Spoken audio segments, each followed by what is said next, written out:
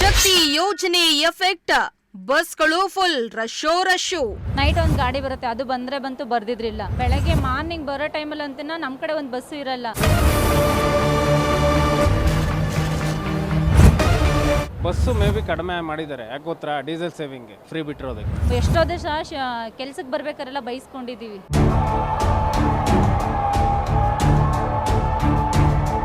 ತುಮಕೂರಿನಲ್ಲಿ ಬಸ್ಗಳಿಲ್ಲದೆ ಪ್ರಯಾಣಿಕರ ಪರದಾಟ. ಯಾವ ಬಸ್ಸಲ್ಲೂ ಸೀಟ್ ಸಿಗಲ್ಲ ಜೆಂಟ್ಸ್ಗೆ, ಬರೀ ಲೇಡೀಸ್ ತುಂಬ್ಕೊಂತಾರೆ. ಸಿದ್ದರಾಮಯ್ಯ ನಿಮ್ಮ ಅಪ್ಪಂದ ನಿಮ್ಮ ತಾತಂದ ಅಂತ ಮಾತಾಡ್ತಾರೆ. ನಾವು ಯಾಕೆ ಅವ್ರು ಮಾತಾಡೋಕೆ ನಿನ್ನ ಹೆಂಡ್ತಿನ ಕರ್ಕೊಂಬ ಅಂತ.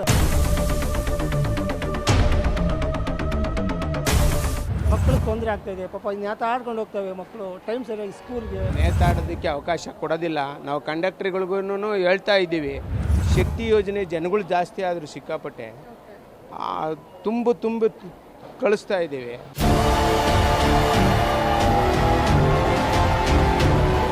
ಐದು ನಿಮಿಷನೂ ಬಿಡುವಿಲ್ಲ. ಬೆಳಿಗ್ಗೆ 6 ಗಂಟೆಯಿಂದ ಸಾಯಂಕಾಲ 6 ಗಂಟೆವರೆಗೂ ಕೆಲಸ ಮಾಡ್ತಲೇ ಇದ್ದೀವಿ. ಎಸ್, ರಾಜ್ಯದಲ್ಲಿ ಕಾಂಗ್ರೆಸ್ ಸರ್ಕಾರ ಬಂದ ಬಳಿಕ ಶಕ್ತಿ ಯೋಜನೆ ಜಾರಿ ಬಂದ ಬಳಿಕ ಮಹಿಳೆಯರು ಸರ್ಕಾರಿ ಬಸ್ಗಳಲ್ಲಿ ಪ್ರಯಾಣ ಮಾಡುವುದು ಹೆಚ್ಚಳವಾಗಿದೆ. ಫ್ರೀ ಬಸ್ ಅಂತ ನಮ್ಮ ನಾರಿಯರು ಪುಣ್ಯ ಕ್ಷೇತ್ರಗಳನ್ನ ಸಂಬಂಧಿಕರ ಮನೆಯಂತ ಸುತ್ತುತ್ತಾನೇ ಇದ್ದಾರೆ. ಮಹಿಳೆಯರು ಹೆಚ್ಚು ಪ್ರಯಾಣದ ಬೆನ್ನಲ್ಲೇ ಬಸ್ಗಳನ್ನ ಕೂಡ ಕಡಿಮೆ ಮಾಡಲಾಗಿದ್ದು, 2 ಬಸ್ಗಳಲ್ಲಿ ಹೋಗುವ ಪ್ರಯಾಣಿಕರು ಒಂದೇ ಬಸ್ನಲ್ಲಿ ಪ್ರಯಾಣ ಮಾಡ್ತಿದ್ದಾರೆ. ಇದರಿಂದ ಬಸ್ಗಳು ಫುಲ್ ರಶ್ ಆಗಿದ್ದು ಪ್ರಯಾಣಿಕರು ಪರದಾಡುವಂತಾಗಿದೆ. ಇತ್ತ ಪ್ರಯಾಣಿಕರನ್ನ ಬಸ್ಗಳಲ್ಲಿ ತುಂಬಿಸಿಕೊಂಡು ಹೋಗುವುದೇ ಬಸ್ನ ಡ್ರೈವರ್ ಕಂಡಕ್ಟರ್ಗೆ ದೊಡ್ಡ ಸವಾಲಿನ ಕೆಲಸವಾಗಿದೆ. ತುಮಕೂರು ಹೇಳಿ ಕೇಳಿ 2ನೇ ರಾಜಧಾನಿಯಾಗಿ ಬೆಳೀತಾರು ನಗರವಾಗಿದೆ. ಪ್ರತಿಷ್ಠಿತ ಶಾಲಾ ಕಾಲೇಜು ಕಂಪನಿಗಳು ತಲೆ ಎತ್ತಿ ನಿಂತಿವೆ. ಸುಮಾರು 10 ತಾಲೂಕುಗಳನ್ನು ಹೊಂದಿದ್ದು ನಿತ್ಯ ಸಾವಿರಾರು ವಿದ್ಯಾರ್ಥಿಗಳು, ನೌಕರರು ತುಮಕೂರು ನಗರಕ್ಕೆ ಬರ್ತಾರೆ. ಬೆಳಗಿನ ಸಮಯ ಹಾಗೂ ಸಂಜೆ ವೇಳೆ ಪ್ರಯಾಣಿಕರ ಸಂಖ್ಯೆ ಹೆಚ್ಚಳವಾಗಿದ್ದು, ಪೀಕ್ ಅವರ್ನಲ್ಲಿ ಬಸ್ಗಳಿಲ್ಲದೆ ಪ್ರಯಾಣಿಕರು ಫುಲ್ ರಶ್ ಆಗಿದ್ದು, ಡೋರ್ನಲ್ಲಿ ನೇತಾಡ್ಕೊಂಡು ಹೋಗುವ ದುಸ್ಥಿತಿ ಇದೆ. ತಾಲೂಕುಗಳಿಗೆ ತೆರಳುವ ಬಸ್ಗಳು ಹಾಗೂ ನಗರದಲ್ಲಿ ಪ್ರಯಾಣಿಸುವ ಸಿಟಿ ಬಸ್ಗಳು ಕೂಡ ಹೆಚ್ಚಾಗಿ ಇಲ್ಲದಿರುವುದರಿಂದ ಡೋರ್ನಲ್ಲಿ ಪ್ರಯಾಣಿಕರು ನೇತಾಡಿಕೊಂಡು ಹೋಗುವಂತಾಗಿದೆ. ಈ ವೇಳೆ ಪ್ರಯಾಣಿಕರು, ವಿದ್ಯಾರ್ಥಿಗಳು ಬಸ್ನಿಂದ ಬಿದ್ದು ಪ್ರಾಣಕ್ಕೆ ಕುತ್ತಾದ್ರೆ ಯಾರು ಹೊಣೆ ಎಂದು ಜನರು ಆಕ್ರೋಶವನ್ನ ಹೊರಹಾಕ್ತಿದ್ದಾರೆ.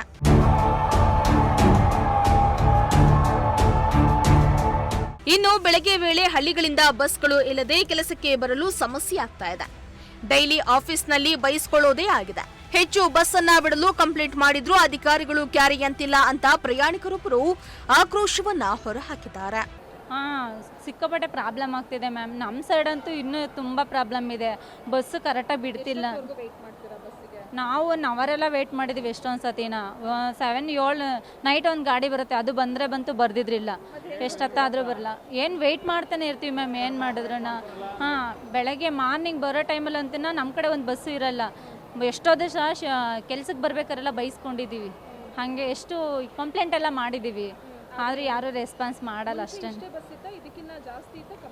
ಇಷ್ಟೇ ಅನ್ಸುತ್ತೆ ಮ್ಯಾಮ್. ಅದ್ರಾಗ ಒಂದೊಂದು ತೆಗ್ದಿದ್ದಾರೆ ಎಲ್ಲನ. ಜಾಸ್ತಿ ಜನ ಆಗಿದ್ದಾರೆ. ಡ್ಯೂಟಿಗೆ ಹೋಗೋರು ಇರ್ತಾರೆ, ಫ್ರೀ ಬಿಟ್ಟಾರೆ ಅಂತೇನಿಲ್ಲ.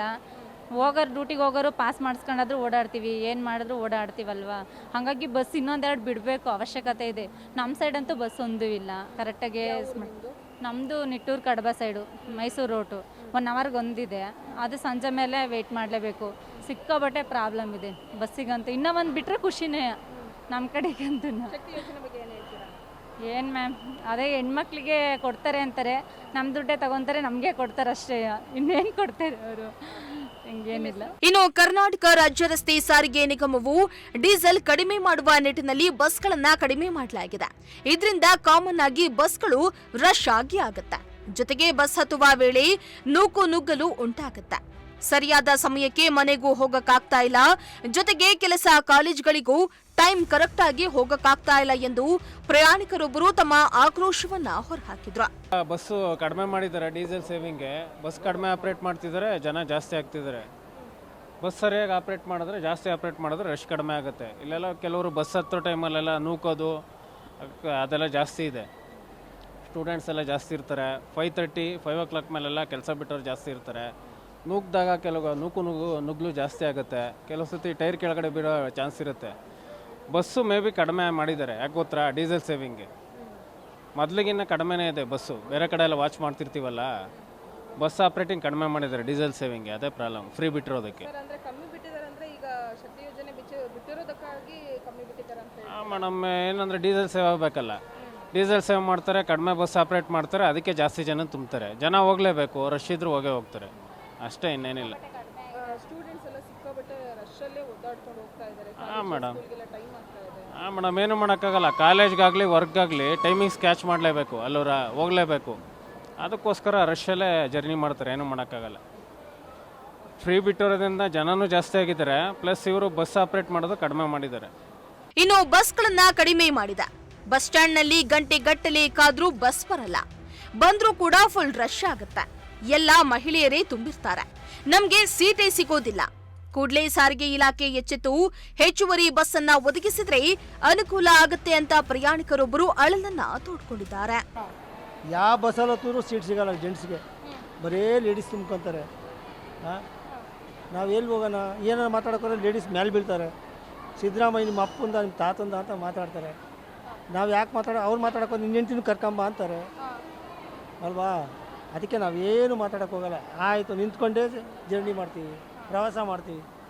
ಸರ್ಕಾರ ಹೆಂಗಿದೆ ಹಂಗೆ ಹೋಗ್ತಾ ಇದೆ, ಹೋಗಿ ನಾವೇನು ಮಾಡೋಕ್ಕಾಗಲ್ಲ.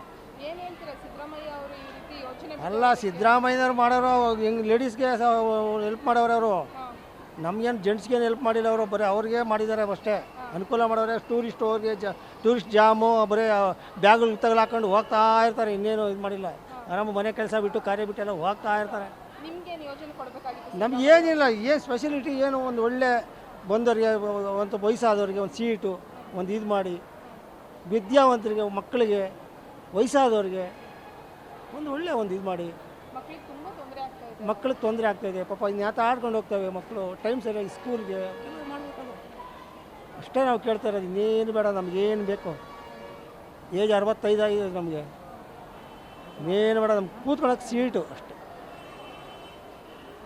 ಅಲ್ವರಾ, ಅಷ್ಟೇ ಬೇಕಾಗಿರೋದು. ಸಿದ್ದರಾಮಯ್ಯ ಮಾಡಿ ಹಂಗೆ ಮಾಡೋರು ಹಿಂಗೆ ಮಾಡೋದು, ನಾವು ಯಾಕೆ ಅವ್ರ ಮೇಲೆ ನಾವು ಅಪಾದನೆ ಮಾಡಬಾರ್ದು.